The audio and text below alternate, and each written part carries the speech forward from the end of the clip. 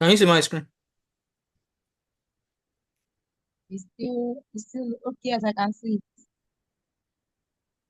So we said tax impact is just talking about the effect of tax on production and consumption of the product that is being taxed. For instance, now, if they impose tax on tobacco, what would be the effect? The effect is that it's going to Tobacco will not be. yeah, it will increase the price of tobacco. Therefore, the consumption of tobacco will reduce and the sales of tobacco will reduce. That's its tax impact. Do you get? Yes, So let's look at the distinction between taxes and levy. Taxes is different from levy. Do you get? So when we talk about tax, yes, sir. yeah. Yes, I'm with you. So when we talk about tax, we said tax is not imposed in return for any specific service that is being rendered. So that means that you don't have to render any services before For they you pay tax. before you pay tax. Do you get? And we said tax is not Mm, imposed as a result of as a consequence of legal offense. I think I said that before. So yes. we don't charge you tax because of any legal offense. So when you commit an offense in the tax law, there is penalty separate. Do you get? There is penalty Yes. separate. We say all taxes are backed by law, like the tax laws that we talked about, right? But Yes. not all levies Are are backed backed by by law. law. Do you Mm, get? Not all levies yes. are backed by law. And taxes are what? Involuntary. That is a compulsory payment. You must comply with it. It's not that I do not want to comply. It's not that you'll be contemplating whether to comply or not. No, you must comply with it. Yeah. By force by fire. Yeah? I said by force by fire, you must comply. By force, by fire, new by force. So those are just the major distinction between tax and levy. This thing can come across, it can come in your question, maybe as 3 marks or 2 marks. Anyhow. Okay. Okay. So let's talk about the principles of taxation. We have the principle of equity, is it equity or equity? Equity, certainty, convenience, administrative efficiency, economy, flexibility, and simplicity. See. Simple. Equity is saying that tax should be based on ability to pay. Right? That is clear. It should be based on your ability to pay. That is why for small companies, we have 0% for small companies. Medium companies, we have 20%.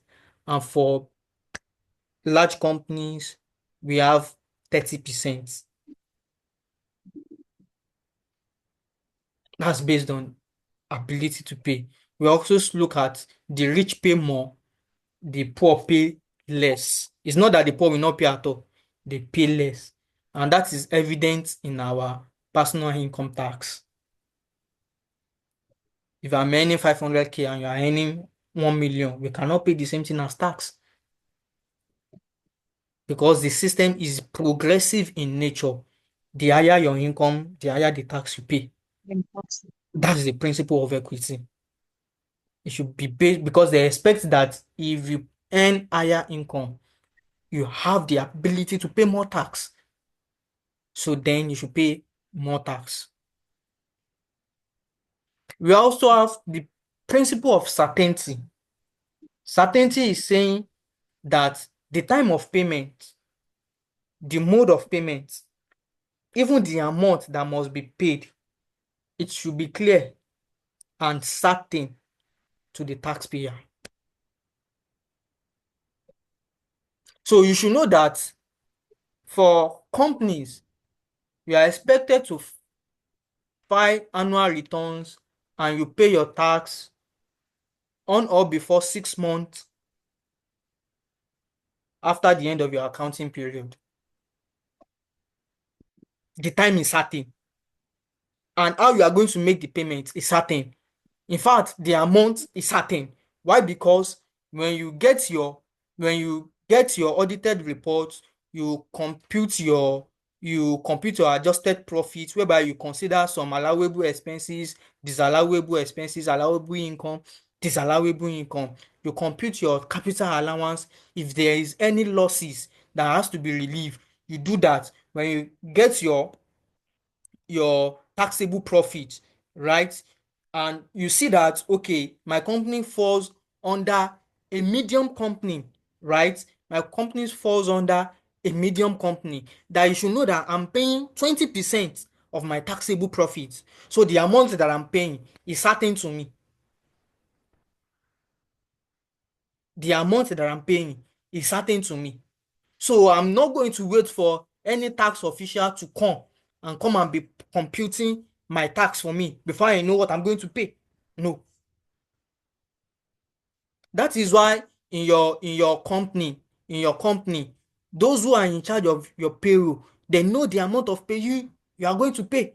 Because when they get your gross income, then they have every other information to compute what your payee will be. So they don't have to wait or go to tax authority to say, come and compute our payee for us, come and do this for us, come and do that. No. So the system must be certain. The time you are to pay. For your payee, you know that you are to pay, you are to remit your payee 10th of the following month. And you know that you are to file annual returns of your employee 31st January. Everything is certain. You are to pay your VAT 21st of the following month. Everything is certain, and the mode of payment is certain. If you want to pay your VAT, when you log into the tax promas, you pay. Everything is certain. So that is what the certainty is talking about. So we talk about conveniency. Okay, we said the time and the mode of payment should be convenient. Now let's look at the time. For company income tax, we said you have to the time to pay and file return is 6 months after the end of your accounting period. That 6 months is a convenient time, because they didn't say after 1 month of your accounting period. Do you get? They didn't say after 2 months. They did not say after 3 months. Because those times, those within that 1 month, 2 months, 3 months, you might still be undergoing audit process. Your audited financial statement wouldn't have been ready by that time. Then you'll be running a task that let me meet deadline, let me meet deadline. But they give a longer time, which is 6 months, almost half of the year, for you to pay, file returns. That is convenient. And the mode of payment, there's no need for you to go to the bank and queue. There's no need for you to do that. Just at the comfort of your home, log into the tax promat system, generate your bill, your everything, and you pay online. There's no need to be going and visit tax office here and there because you want to pay or because you want to file. So we also talk about administrative efficiency. Now it's saying that the process of administering tax must not cause economic distortion to taxpayer. So then what we are trying to say here, the process at which you are collecting tax from taxpayer must not be a process that will cause a distortion, a disturbance to their own economic activities. Do you get? Maybe okay, they want to file and they have know that the time they have to file, there will be a close of operation. No, that's not what we are saying. That's not what we are saying. So tax should be administered in a way that is not going to affect the business of the taxpayer, the economic activity of the taxpayer. Not that they want to pay tax now and they will need to say, we are not operating today because we need to go and pay tax.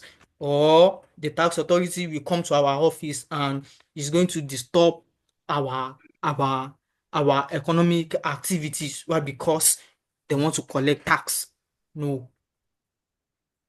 So there must be an efficiency and effectiveness in administering taxes. So we also talk about economy. This is clear. Economy is saying that the cost of administering tax must not exceed the revenue or the yield from tax.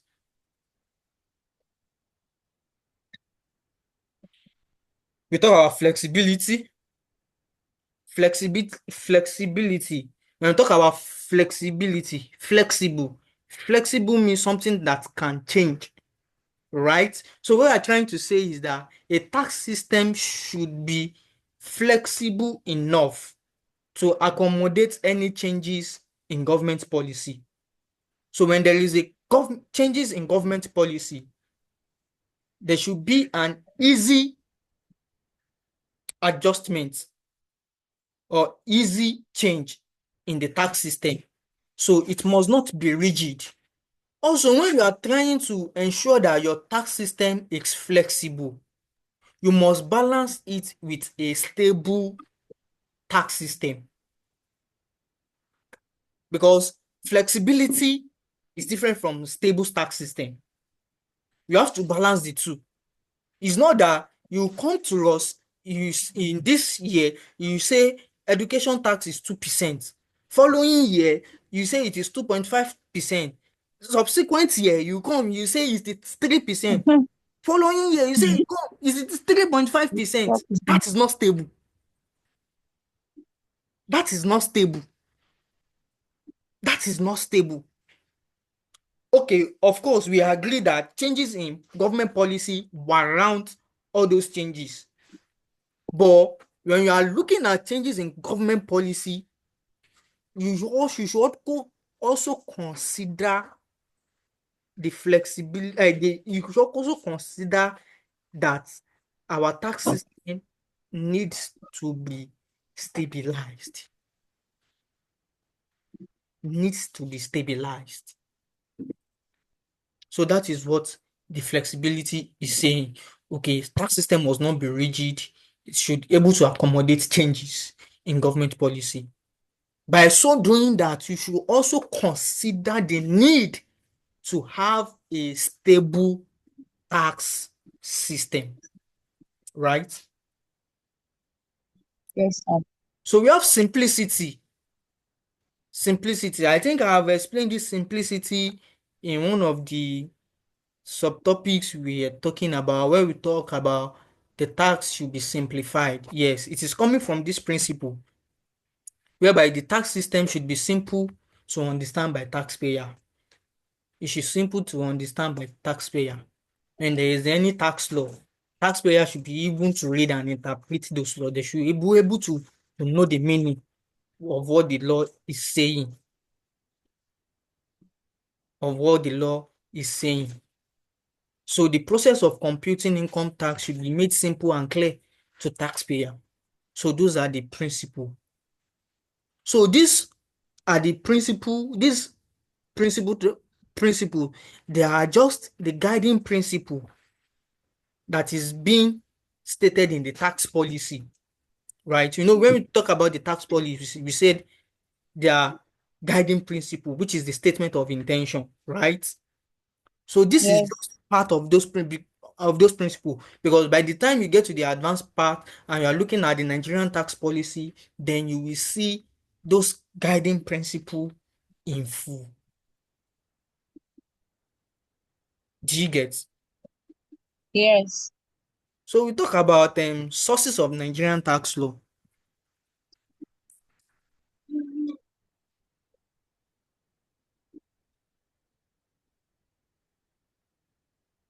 Sources of Nigerian tax law. We have the customary law, the statutes, the case law, circular issued by the Revenue Service. We also have the Constitution of Nigeria. The Constitution of Nigeria. Now let's look at the customary law. The customary law. Now, when you talk about the sources of tax law, it's just talking about how Nigerian the source at which Nigerian tax law is being emanated from. Do you get? Now, one of it we talk about customary law. When we talk about this customary law, we are talking about traditions. That's why we call it a native law and custom, guiding the income, property of persons or community within an ethnic group.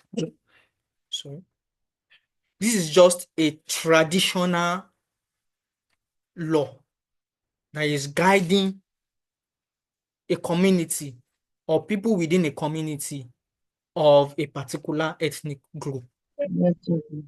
Let's look, for instance, Ishakole that is being paid in the Yoruba tribe. Do you get? So we said among the Yoruba Yes. individuals also that are required to contribute labor, money, and material for community projects, right? So they want Yoruba people to to contribute to the community project. So they tax them. So what they tax them is what we call Ishakole, which is land tribute, where the tenant or the landlord user pay levies to traditional rulers or the chiefs. So the Ishakole or the is land tribute Land. that was being paid by the Yoruba communities to the traditional ruler, it is being used for the development of the community. Do you get? So in Igbo Yes. also, in Igbo, in Igbo, they said the traditional the the farmer or the trader they pay tribute in cash or in kind to their local king as a form of taxation. We also come to the northern parts whereby they pay zakat, under the pre-colonial Fulani Emirate system. They pay zakat for that's Islamic wealth tax, which is collected by the emirs, while the jizya was paid by the non-Muslim.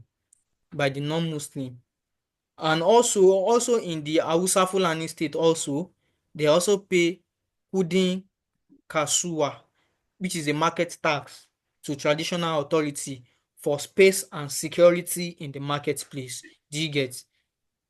Yes. Yeah. So that is a traditional form, a traditional source. Now we now have the statute law. So this is a modern source of Nigerian tax law. So when we are talking about the statute law, we are talking about the acts issued by the national or the state assembly, the bylaws, which is from the local government. We have the decree made by the military government that are guiding the taxation of income, goods, and property of companies and individuals. Do you get? So one of the statutes law we have is the company income tax, personal income tax, value added tax. They are statutes. Why? Because they are being guided by the acts of National Assembly, State Assembly, or the bylaws from the local government, or the decree of the military when we are still experiencing the military government. Do you get? So those acts, they come in place to give a guide on how income of individuals and companies should be assessed to tax. So that is what we call the statute law. And that's this source of law, it confers power to tax authority to impose tax. That's why federal FIS can just wake up one day and just serve you notice of assessment, go and pay so as tax. So it gives them power to impose tax on taxpayer. Do you get that now? Yes. Now we now talk about case law. Now look at this case law. Sometimes there can be a dispute between taxpayer and tax authority. They will not take it to court, right? They will not take it to court. Now, how will I call it? The judgment of the court on that particular dispute will be a case that can be referenced to whenever similar issues arises in the future. Do you get? Yes. Okay, for instance now, maybe my company and IFRS, they are dragging about these expenses is to be allowable. FIRS is saying no, I cannot allow these expenses because so FIRS states their ground. My my company through their tax consultants also states their ground. So we decided to take it to court. Do you get? So the judgment of the court is a source of Nigerian law, which is known as the case law. So whatever the law says, whenever such events happen in the future, I can make reference to that case. Do you get? I can make reference to the judgment that was being passed by the law by the court on such case. Do you get? So when I'm making reference to that judgment of the court on such case, then I say it is a case law. Do you get? Maybe now when we are not dragging the issue, the court now say, okay, yeah, okay, that um that that expenses that I'm talking about, okay, it is allowable. Do you get? It is allowable. Okay, now they say it is allowable. Maybe after some time, another company have issues with her IFRS on that some same expenses, right? I can easily go and reference that case. Ìtòrò ti ṣẹlẹ̀ rí tẹ́lẹ̀. I can easily go and reference it and say, when this thing happen, the court say it is allowable. Yeah, it is allowable. Is a source of tax law. Do you get? Is a Yes. is a source of tax law. We also have circular issued by federal services, revenue services, sorry.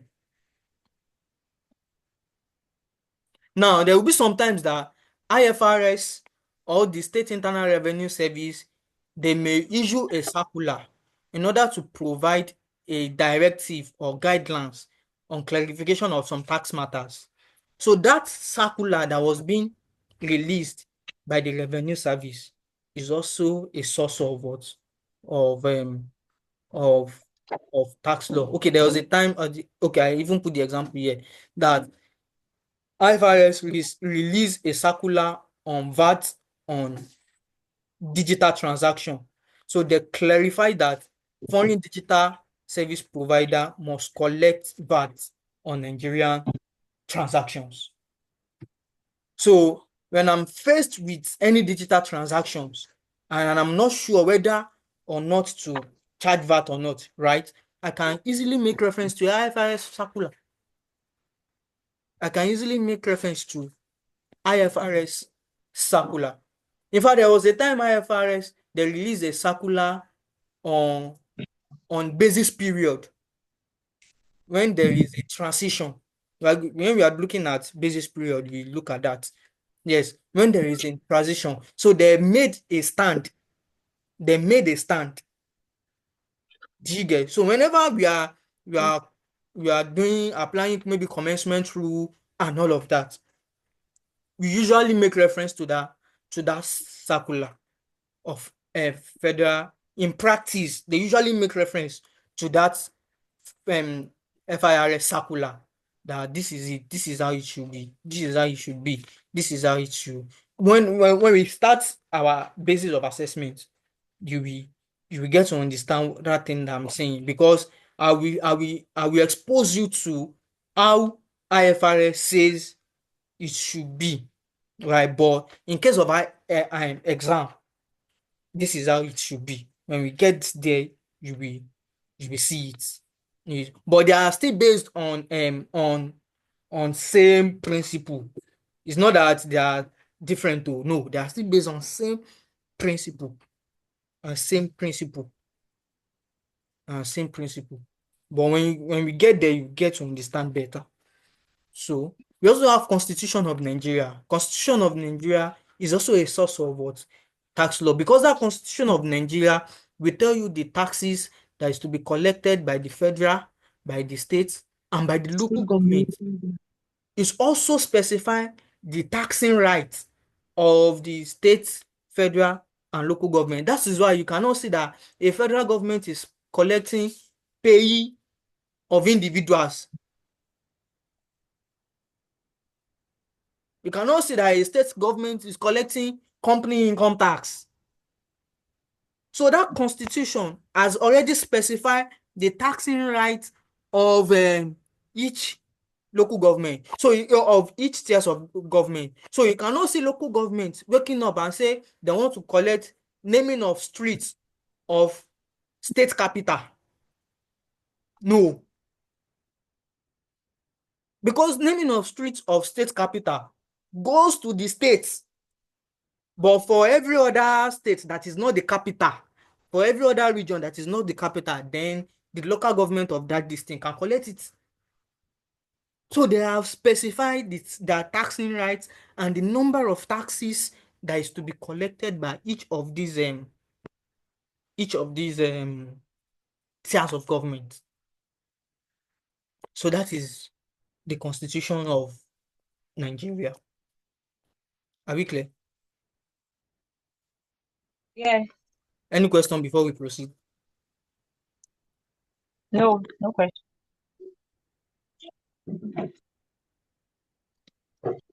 So we talk about multiple taxation. Multiple taxation. Multiple taxation. We say multiple taxation is a tax regime, right? Where various and similar taxes are imposed on same taxpayer by different tiers of government. Now, this is what we are saying. We said multiple taxation exists where similar taxes are imposed by the different tiers of government. Now, for instance, now the federal government, the administered VAT, right?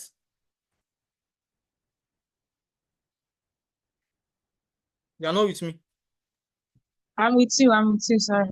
The federal government, the administered VAT, right? Yes. State government, for instance, the Lagos State, Mr. Sales tax. they they are imposing sales tax or consumption tax. What is VAT? Yes. What is sales tax? What is consumption tax? It's not the same thing. They are the same. So that is a practical example of What's the tax? of multiple taxation. Similar taxes, they are imposed on same payer. We also talk about various taxes. Now, these various taxes is present in the local government. where they just impose anyhow tax Even that on the road, they'll be collecting money from all those bus drivers. They're have collecting different money from them. taxes that make sense and that does not make sense. They be collecting. So that's why I wrote it that the problem of multiple tax is also present in the local government. With the introduction of various kind of taxes, such as entertainment tax, road tax, permit of closure of streets, refuse refuse collection tax, market levy, offloading and loading fee. So that is why the Constitution of Nigeria is specifying the tax that should be collected by the federal, state, and local government. So let's look at causes of multiple taxation in Nigeria. What is causing multiple taxation of Nigeria? Number one causes is a funding issue. That is, when there is a lack of fund, there is a lack of fund in most states. In most states, right? There is a lack of fund in most states. So what they do in order to generate fund is to impose tax without considering whether the tax has been imposed by the federal government or the local government. And they did that because they lack funding.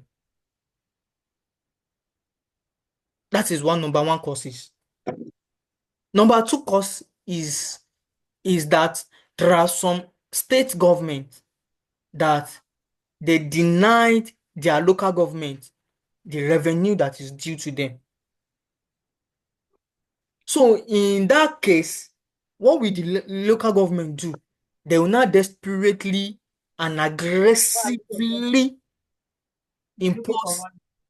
anyhow tax just in order to survive. They will now impose anyhow tax, the one that is necessary and the one that is not necessary. Jọ kówó ṣáà ti wọlé. And another causes is lack of tax education and awareness. If you are not educated about the tax laws and you are not aware about the recent changes in taxes, then it can cause multiple tax. And when we have multiplicity of revenue agency, when we have too much of revenue agency, they are administering tax. There is no how one revenue agency will also be demanding for tax that has been collected by another revenue agency. In that case, multiple taxation has occurred. We also have Taking place. yeah, we also have manual tax administration and orthodox tax collection. Manual tax administration.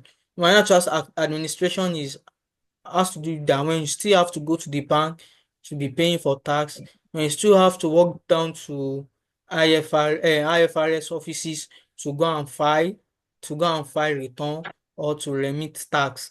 That is example of manual tax administration system. And the orthodox form of collection is that when you still have to mount on road, you go on road and be collecting tax, you enter people's shop, you enter people's office to be collecting tax, That is an orthodox form of collection. So we even talked about it that collection of tax of multiple tax, that the greatest problem of multiple tax is that their enforcement and the use of orthodox method, collection procedure and method. And what are the orthodox method? Mounting of roadblocks.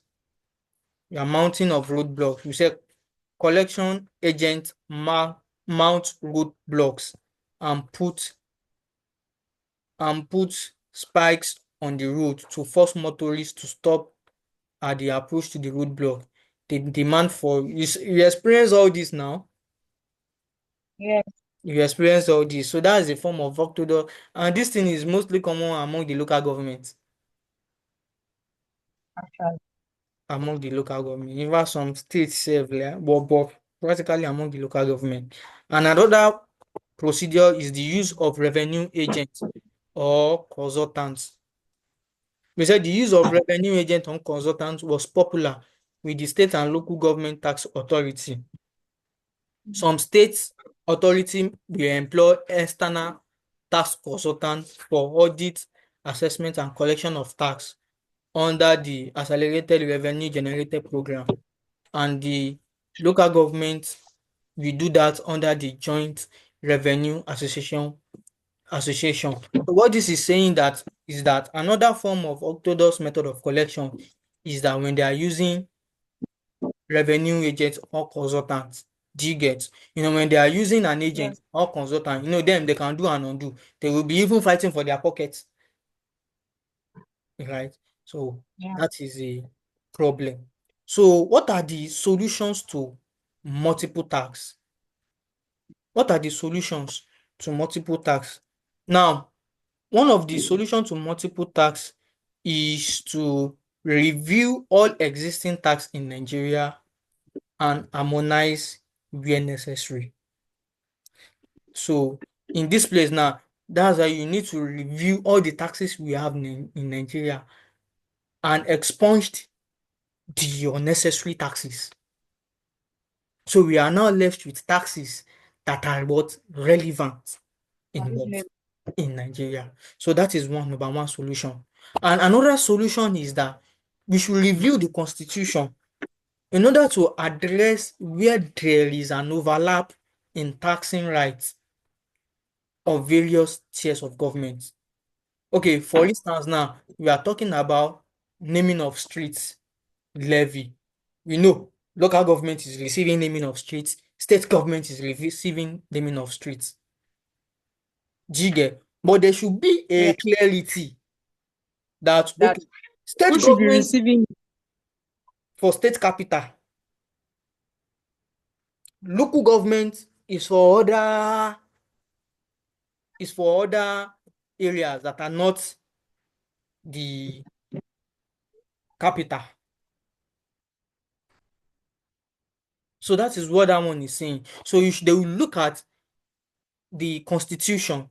So they will now spot anywhere we have an overlap in our taxing rights, then that should be reviewed and addressed. We also have limiting the number of revenue agency. At least we have three in Nigeria, okay? And we said abolishing the orthodox method of collecting tax and implementing technology for tax administration. At least we can see that in the implementation of the tax pro max. In a bid to ensure that they have technology for tax administration, they bring in the tax pro max.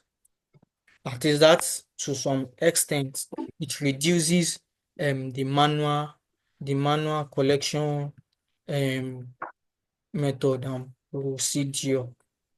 So any question on the introduction to the taxation? No, sir. No question. Okay.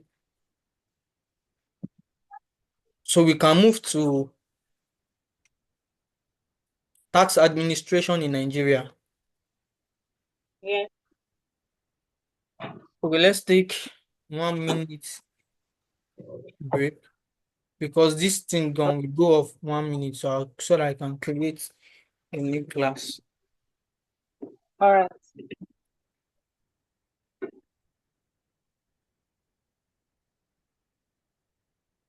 Teacher me. Hello, Ode. Orí ẹ o. The class is Teacher mi recorded. eléyìí. Ah, yeah, sorry.